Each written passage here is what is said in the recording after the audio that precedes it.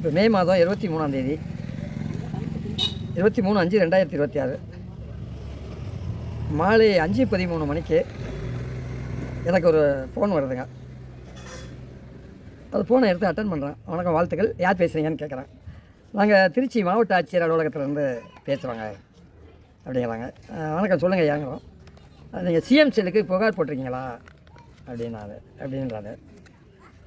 நான் வந்து பொது வாழ்க்கையில் இருக்கோம். சமூக அக்கறையோட நிறைய இயற்கை வள கொள்ளையிலேருந்து, நீர்வளங்கள்லேருந்து, ஆரியேரி குளங்கள்லேருந்து, சுகாதாரத்துறையிலேருந்து, பள்ளி கல்வியிலேருந்து சமூக அக்கறையோட நிறைய புகார் மனுக்கள் அனுப்புகிறோம், வரோம்.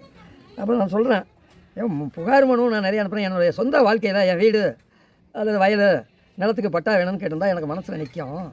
நான் அதிகமாக 99% கொடுக்குற மனுக்கள் பூராவுமே பொதுமக்களுடைய வாழ்வாதாரம் சம்மந்தப்பட்ட விஷயங்களாக இருக்கும். அதனால் இப்போ நீங்கள் கணினியில் பதிவு செய்யப்பட்ட நம்பர் வந்திருக்குன்னு சொல்கிறீங்க. நீங்கள் இப்போ மொட்டையாக கேட்டிங்கன்னா நாங்கள் எப்படி வந்து அதுக்கு விளக்கம் சொல்ல முடியும்? நீங்கள் இப்போ சிஎம் செல்லிலேருந்து வந்திருக்குங்கிறீங்க.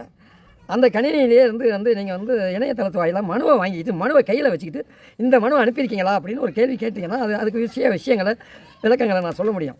நீங்கள் மனுவே சொல்லாமல் மனுவை அனுப்பியிருக்கீங்களான்னு கேட்டிங்கன்னா அது வருத்தம் அளிக்கிறதா இருக்குது. கலெக்டர் அலுவலகத்திலே நாங்கள் இந்த குறையை நாங்கள் எடுத்து சொல்லிக்கிட்டு இருக்கோம். அப்படி இருக்கும்போது இப்போ 5:08 ஒரு ஃபோன் வந்திருக்கு. அது 94 98 13 61 66ங்கிற எண்ணில். நான் ஏதோ பணியில் இருந்துட்டு எடுக்காமல் இருந்திருக்கேன். அப்புறம் 5:13க்கு வருது. இந்த 5:13 வரும்பொழுது 63 74 22 01 92ங்கிற எண்ணில் இந்த ஃபோன் வருது. அங்கேருந்து ஒரு ஐயா பேசுகிறாரு. நம்ம பண்போடு மரியாதையோடு அணுகிறோம். அப்போ இது மாதிரி மனு அனுப்பியிருக்கீங்களான்னு கேட்குறாரு. அப்புறம் இந்த விஷயத்தை நம்ம அதை பதிவு பண்ணோம். இவர்கிட்ட பேசினதுக்கப்புறம் அவர் அமைதியாகிட்டாரை தவிர அதுக்கு எந்த பதிலும் சொல்லலை. நீங்கள் மனுவை கேட்டு வாங்க, தயவு செய்து அந்த மனுவை கேட்டு வாங்கிட்டு என்ன மனு அப்படின்னு சொன்னீங்கன்னா நான் அதுக்கு தகுந்த விளக்கங்கள் சொல்கிறேங்க. நீங்கள் முறையான அந்த விசாரணையை பண்ணுங்கள். இது தொடர்ந்து தொட்டு இதே மாதிரி நடக்குன்னா நீங்கள் மனுக்கள் வாங்கி பிரயோஜனமே இல்லை அப்படிங்கிறத நம்ம சொல்கிறணும். அப்புறம் என்னென்னா, அதே 23ஆம் தேதி மே 26 அந்த மனுவினுடைய எண் 17 71 98 32. இந்த மனு நிராகரிக்கப்பட்டதுன்னா அதுக்கு பதில் வருதுங்க. மனு நிராகரிக்கப்பட்டதுன்னு வருது. அது என்ன மனுங்கிறது இன்றைக்கி வரைக்கும் எனக்கு தெரியலைன்னு சொல்லலாம். இப்போவும் சொல்கிறேன், அந்த மனு நிராகரிக்கப்பட்டதுன்னு வருது. எனக்கு என்னங்கிறது இன்னமும் புரியலை. அப்போ அரசு செயல்பாடு அந்த ஆட்சியில் எந்த மனுக்கள் மீதும் முறையான விசாரணை நடத்தி அடித்தட்டு மக்களுடைய வாழ்வாதார பிரச்சனைகள் தீராத காரணத்தினால்தான், அந்த கோபத்தின் அடிப்படையில் தான் இந்த திராவிட மாடல் ஆட்சியை மக்கள் மாற்றி இப்போ வந்து அன்பு சகோதரர் விஜய் அவர்களுக்கு ஓட்டு போட்டார்கள். அது ஓட்டு போட்டது உங்களுடைய செல்வாக்குக்கு ஓட்டு போடலை. இப்போ நீங்கள் அதை முதல்ல புரிஞ்சுக்கணும். அன்பு சகோதரர் விஜய் அவர்களே, உங்களுடைய செல்வாக்கு தொண்டுக்காக வேண்டி மக்கள் ஓட்டு போடலை. திமுக அதிமுக மேலே இருந்த நிர்வாக கோளாறுகள் மேலே மக்களுக்கு இருந்த கோபம்தான் இந்த ஆட்சியை மாற்றுச்சு. இதை முதல்ல நீங்கள் புரிஞ்சுக்கங்க. இந்த ஆட்சி மாற்றத்துக்கு உண்மையாக ஏற்பட இந்த 60 ஆண்டுகள் 59 ஆண்டுகள் ஆயிடுச்சுங்க. 67 தோற்கடிக்கப்பட்டது காங்கிரஸ் ஆட்சி. அதன் பிறகு வந்த திராவிட கலாச்சாரங்கள் அவங்கவுங்க சொந்த வாழ்வாதாரத்துக்காக வேண்டி தான் பார்த்தாங்களே தவிர அரசியல்வாதிகள் பூரா அடித்தட்டு மக்களுடைய வாழ்வாதாரத்துக்கு தீர்வு எட்டப்படலைங்கிற கோபத்தை தான் இந்த நேரம் நீங்கள் வலுவாக நின்னீங்கனால உங்கள் மூலியமாக அந்த கோபத்தை தீர்த்துக்கிட்டாங்க.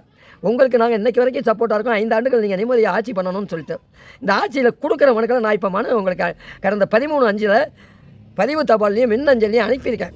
உங்களுக்கு வாழ்த்து தெரிவித்து அதில் சொல்லியிருக்கேன், ஒவ்வொரு அனைத்து துறையிலையும் கொடுக்கப்படுகின்ற மனுக்கள் மீது முறையான விசாரணை நடத்த தாங்கள் கவனத்துடன் உத்தரவிட வேண்டும் என்று ஒரு வேண்டுகோளை வச்சுருக்கேன். அந்த மனுவை எடுத்து நீங்கள் படித்து பாருங்கள். இது என்னையை நான் விளம்பரப்படுத்திக்கிறதுக்கு விமர்சனம் இல்லை. இது தமிழ்நாட்டு மக்களின் தாழ்மையான வேண்டுகோள். தமிழ்நாட்டு மக்கள் கொடுக்குற மனுக்கள் மீது உரிய நடவடிக்கை எந்த அரசு அதிகாரிகளும் எடுக்கலை. எங்கள் வரிக்காசில் கூலியை வாங்கிக்கிட்டு மக்கள் பிரச்சனையை தீர்க்கிறதுக்கு அந்தந்த கீழ்மட்ட அதிகாரிகள் அக்கறை இல்லை. அவங்கவுங்க பொண்டாட்டி பிள்ளைக்கு அகவிலைப்படி பஞ்சப்படி இது சம்பள உயர்வு இப்படியே வாரி குவிச்சிக்கிட்டு இருக்காங்களே ஒழிய மக்கள் அடித்தட்டு மக்கள் என்ன கஷ்டப்படுறாங்க, கஷ்டத்திலேருந்து அந்த மக்களுடைய வாழ்வாதாரத்தை காப்பாற்ற நம்மளால் முடிஞ்ச சேவையை செய்யணுங்கிற சமூக அக்கறை எந்த அரசு அதிகாரிகளுக்கும் இருக்கிறதாக தெரியல. இன்னமும் அரசு அதிகாரிகள் திருந்ததாக இல்லை. இந்த அரசு அதிகாரிகளை மீண்டும் உங்களுக்கு கெட்ட பேரை உண்டாக்கிடுவாங்க. அந்த சமூக அக்கறையோட இந்த விஷயத்தை பதிவு பண்ணுறான். இதை நீங்கள் மாண்புமிகு தமிழ்நாடு முதல்வர் அவர்கள் கவனத்தில் எடுத்து அனைத்து துறை அதிகாரிகளையும் நீங்கள் கலந்து பேசி அடித்தட்டு மக்களுடைய வாழ்வாதாரத்துக்கு இந்த இணையம் கொடுக்குற மனு மாவட்ட ஆட்சித்தலைவர்கிட்ட கொடுக்குறது உடனே சிஎம் செல்லில் பதிவாகிருதுன்னு அவங்க தான் எங்களுக்கு செய்தி போடுறாங்களே தவிர சக்கரனை எழுதி நாக்கில் நக்கிக்கிட்டா இன்னைக்கு வாங்குறத நீங்கள் நல்லா செஞ்சீங்க, பிரச்சனைகள் தீர்வு ஏற்படும். நீங்கள் ஆட்சிக்கு வந்ததுக்கு காரணம் இந்த திராவிட மாடல் ஆட்சிகள் செஞ்ச அயோக்கியத்தனம் தான் மக்கள் மாற்றி ஓட்டு போட்டாங்கிறத நீங்கள் புரிஞ்சுக்கிட்டு இந்த சந்தர்ப்பத்தை சரியாக பயன்படுத்தி மக்களுக்கு சமூக சேவை ஆற்ற நீங்கள் சமூக அக்கறையோடு வரணும். ஒரு பைசா கூட லஞ்சம் வாங்க மாட்டேன்னு சொல்லி சொன்னது ரொம்ப பெருமையாக இருக்குது, சந்தோஷமாக இருக்குது. அதே நேரத்தில் கீழே இருக்க அதிகாரிகள் உங்களுடைய ஆட்சிக்கு உறுதுணையாக நிற்கணும்ல. இங்கே கீழே இருக்கவங்க பூராவுமே இந்த சும்மா ஜாலராக போட்டுக்கிட்டு இருந்தாங்கனாக்க நடக்காது. இதை நீங்கள் சமூக அக்கறையோடு இதை செயல்படுத்த அனைத்து துறை அதிகாரிகளுக்கும் உத்தரவிட்டு கீழ்மட்டம் வரைக்கும் பண்ணணும். அதை செஞ்சீங்கன்னா தான் இந்த நாட்டில் கொடுக்குற மனுக்கள் மீது தீர்வு 30 நாளுக்குள்ளே எட்டணும். எட்டலைன்னா அது சரியாக இருக்காதுங்கிறத இந்த ஆட்சி மாற்றத்துக்கு உண்மையான காரணம்.